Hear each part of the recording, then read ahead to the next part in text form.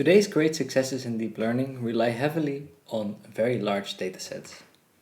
Those datasets are often so large that training a model using a single computer would take too long. Distributed training can reduce the training time by dividing the task over multiple workers. Most commonly, workers iteratively compute gradients on their own mini-batches of data, and then they average those updates to make sure that they make the same changes to their model. So, where did the data in these large datasets come from? Most likely, at some point, it was generated by users. In federated learning, instead of moving the data to a data center to do the computation there, we move the computation to the devices where the data comes from. This way, the user's privacy can be better protected. In federated learning, training is coordinated by a server. The server sends models to the workers, and after updating those models on their local data, they send their updates back to the server for aggregation. Decentralized learning is similar to federated in the sense that we move computation to where the data is, but there is no central server. Instead, workers talk directly to each other over some network. This network is typically assumed to be sparse, so the workers can only talk with a few direct neighbors. Because there is no central server who keeps track of the model parameters to be trained, workers have their own versions of the model, so there is no one true model. It's important that those models stay similar enough to be able to transfer knowledge between them. We say there needs to be sufficient consensus. The most common algorithm in decentralized learning to achieve consensus is gossip averaging. In gossip averaging, after each worker updates their model with their local data, they average those models with their directly connected neighbors. In this formula, theta I represents the model parameters of worker I, and it will be an average over its direct neighbors j, with weights that ensure that the model becomes closer to the others after an update. This average is taken over the updated parameters of each neighbor. While workers gossip only with their direct neighbors, their updates will eventually propagate through the whole network. Imagine this chain network, for example. We will take a look at how information from one worker propagates to the others. The information diffuses slowly until every worker has an equal share in the limit.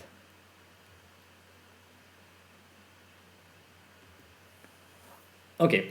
These are the basics about the decentralized paradigm in which RelaySGD operates. Finally, it is important to realize that there are different applications of decentralized learning that have slightly different constraints. In some cases, the communication network may be physically constrained. An example I have in mind here is a swarm of drones communicating wirelessly, for example. Another application could be peer-to-peer learning over the internet. Here, workers may only have local knowledge of the network of participants, but in theory, all participants could communicate with each other over the internet. And lastly, the decentralized paradigm has applications even within data centers. The sparse communication can reduce communication bottlenecks between workers. Here, the network can be chosen completely by us, and its most successful current method uses time-varying networks. The only constraint on the network here is that communication should be sparse. While there are some really neat applications of decentralized learning already, large-scale adoption seems to be blocked by the loss of some model accuracy compared to centralized training. We identified some key challenges with gossip averaging that we set out to overcome with RelaySGD.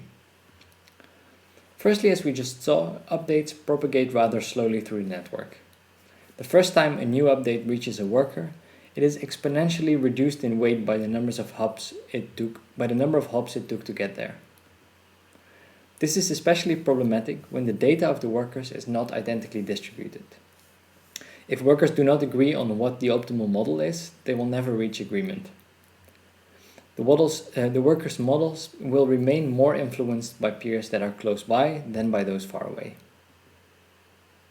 There are algorithmic solutions to this heterogeneity problem, and popular algorithms that avoid this problem are d-square and gradient tracking. But those solutions do not always perform well in deep learning. In this video, we will discuss the RelaySum mechanism for communication in sparse networks and see how it avoids these issues. The key idea here is that workers should share their updates with everyone, not just with their neighbors. And because they cannot talk to everyone directly, some of those messages will be delayed. When we apply the RelaySum mechanism to SGD, models will be updated as uniform averages of delayed models from all workers. Conceptually, the way we achieve this is by making each worker a kind of router that forwards messages through the graph. The forwarding creates additional delayed connection between each pairs of workers. This is also how Ethernet networks connect people, for example. So if two workers, circled in red here on the left of the screen, want to send and receive something, the message has to travel 3 hops before it arrives. Of course, if each pair of workers wants to exchange models, there will be n² models to transmit. This would be infeasible and completely defeat the purpose of having sparse graphs. Fortunately, we find that specifically on tree networks, this all-to-all communication can be optimized so that we use the exact same amount of communication as gossip averaging. If you remember our goal to receive a uniform average of messages from each worker, we do not need the individual messages from everybody, we just need their sum. So consider this chain network. We will look at how messages travel, and the vertical axis here represents time. Consider a message that originates from the first worker at time step 0.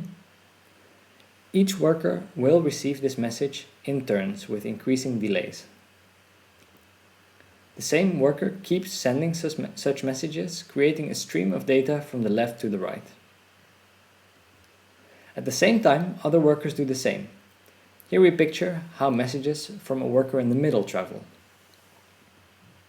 At some point, the stream of messages traveling to the right will overlap with those from the first worker.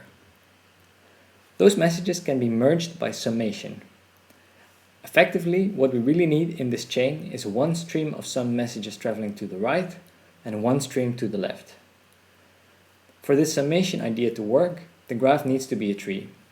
Any loops in the graph would lead to infinite accumulation of messages.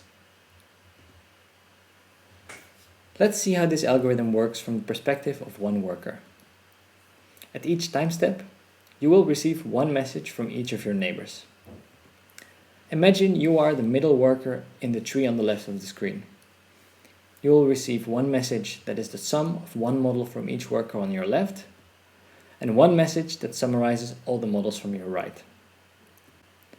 While receiving those messages, you also compute your own model update by executing a gradient step. Once you have completed these operations, you are going to send messages to your neighbors. To your left neighbor, you forward the message you previously received from your right and add your own contribution to it.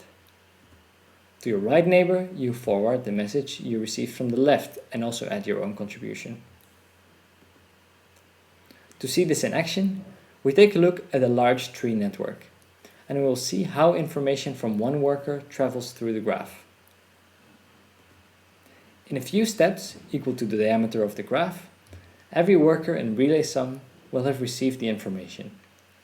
In gossip, even after 200 steps, the information has not diffused fully. Workers will only reach consensus in the limit. Okay, so while RelaySum only works on tree networks, you can use it on any graph after you construct a spanning tree of the graph. This can be done using the Decentralized spanning tree protocol that is well established in Ethernet networking. Our first key experimental result is that RelaySGD on such spanning trees is competitive to SGD with gossip averaging on the original graphs. For this experiment, we took the commonly used social network topology and construct random spanning trees of it using the spanning tree protocol. We study the optimization performance on syntactic quadratics here with noise added to the gradients. On the x-axis we have the number of optimization steps, and on the y-axis the suboptimality of the current solution. This curve for DP-SGD corresponds to SGD with gossip averaging. Because the workers' objectives are not identical, the D-square algorithm that compensates for heterogeneity is faster. Finally, for any of the trees sampled, RelaySGD's performance is similar to that of D-square. And this is interesting because RelaySGD uses a much sparser networks and fewer messages are sent in total. Next, we'll take a look at deep learning experiments in the data center. Our paper features promising results on CIFAR10, ImageNet, and BERT fine-tuning with Adam. And most importantly, we find that RelaySGD tolerates higher data heterogeneity than competing methods. As an example, take a look at this experiment on CIFAR10, where the data is distributed unevenly over 16 workers. So unevenly means that some workers may have almost only airplane pictures, while others may have more dogs or trucks. This experiment is meant to represent the use of decentralized learning in a data center, so each compared method can be used on the best network topology we can find for it. Those topologies are just constrained to a fixed communication budget. This first curve is a baseline. It represents all-to-all averaging at each step. It is not decentralized and may be considerably slower. Mainly because the data heterogeneity, the typical SGD with gossip averaging does not come close to the centralized baseline in terms of test accuracy. The D-square method that algorithmically corrects for data heterogeneity performs better, but has some significant gap in accuracy.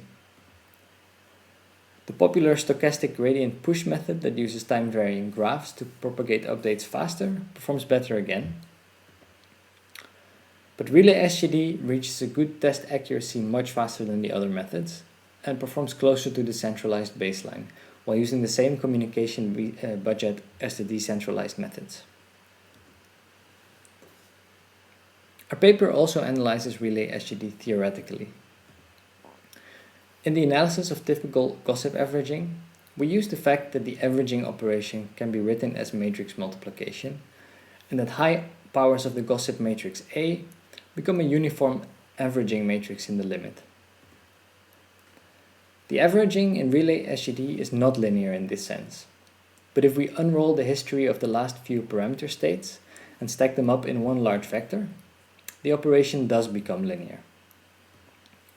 One aspect that complicates this analysis is that a high power of this unrolled averaging matrix W reaches consensus on a weighted average of its input, not a uniform one. Using this methodology, we find that the convergence of RelaySGD is independent of data heterogeneity. It does not matter if the data is randomly shuffled or if workers only have one or two classes each. Apart from this, our rates look standard. We include the convex, strongly convex, and smooth non-convex cases. This is an example of our non-convex rate. Here, n is the number of workers, sigma is a local noise bound, and the constant c depends on the communication network. In RelaySGD, workers receive uniformly weighted, delayed models from all other workers at each time step.